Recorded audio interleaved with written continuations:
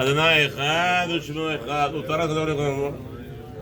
Shema Yisrael, Adonai Eloheinu, Adonai echad. Bezrat Hashem. Bezrat Hashem, we're continuing the second Aliya of the week. Bezrat Hashem, Parshat B'Shalach. And we said yesterday that the Egyptians were lured to go again after the Jews. How were they lured? What was the stumbling block that Hashem used? Excuse me. What was the stumbling block that Hashem used? In this Aliyah, which revealed to us, as it says in the pasuk, Kol sus rechev paro they took. Al pi, where are the Jewish people stuck? Al pi achirot lifnei Baal Tzefon. The pasuk tell us. Excuse me. The pasuk tells us. The pasuk tells us that the Jews, they were stuck by the idol. The idol's name was Tzefon, Baal Tzefon. What happened to this idol? The background is very simple. Hashem, when He killed all the Bechorim, v'gam ba'elelim asar shvatim. The pasuk tells us that in their gods He made the judgments. He destroyed all the idols at the same time. One idol was not destroyed. Which idol was that? Baal Tzefon. And not just that, the Baal Tzefon was right there by the sea of reeds where the Jewish people were gathered, and Paro taught that Baal Tzefon, he saw all the idols were destroyed. How come this idol is not destroyed? So Hashem made a kilkul in his mind to think for a second that Chas v'Shalom Hashem has no power against this idol. So Paro saw this. He saw this as an opportunity. He said, now I'm going to attack Hashem. My idol that I worship, that I bring sacrifices to every year, is stronger Chas v'Shalom than Hashem. Why did Hashem do it? As it says the very beginning, and I'm going to show the whole world this abuse. The world was misled, was misguided, not just because they didn't know. People today, they don't learn Torah. It's not because they don't know Torah. It's because they're misguiding themselves. Nobody's misleading anybody. There is no one person in the world came out, didn't hear a word Torah. Nobody, almost not such a thing that a Jew doesn't know. There is no Jew today that could say, I didn't hear that there's such a thing as Torah. They don't want to hear. They're lazy. Not lazy, they don't want to hear. They don't want to know.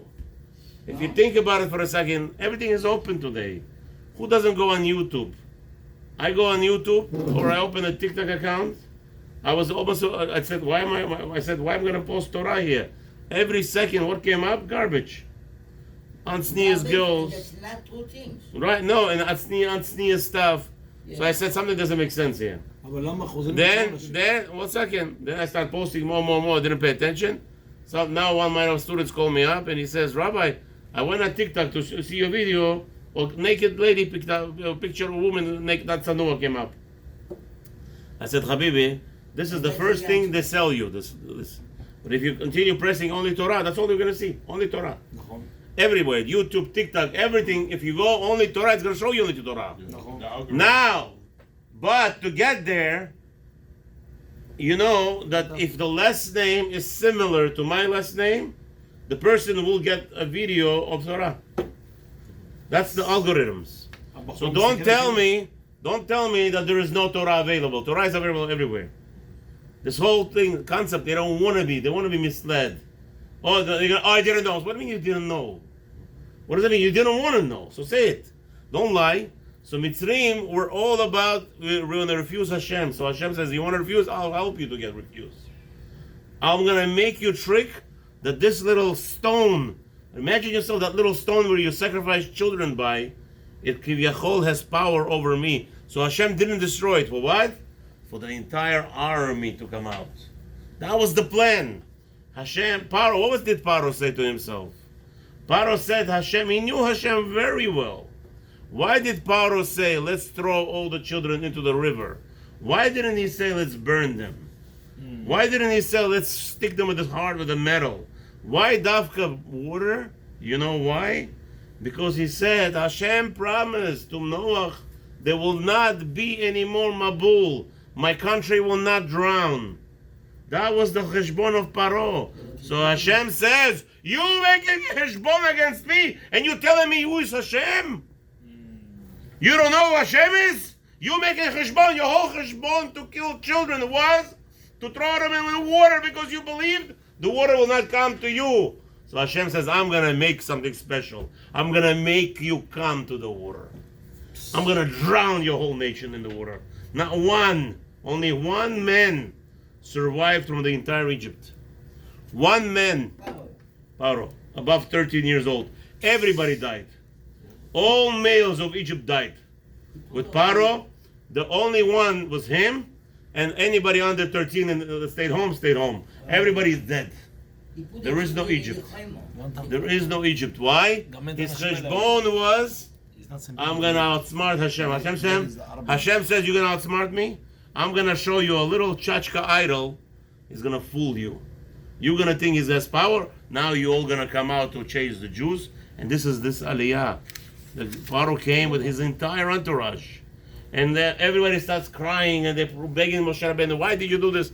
And then Hashem says, what are you talking about? You came out of Egypt. You didn't do nothing. You were let out. No. You were thrown out.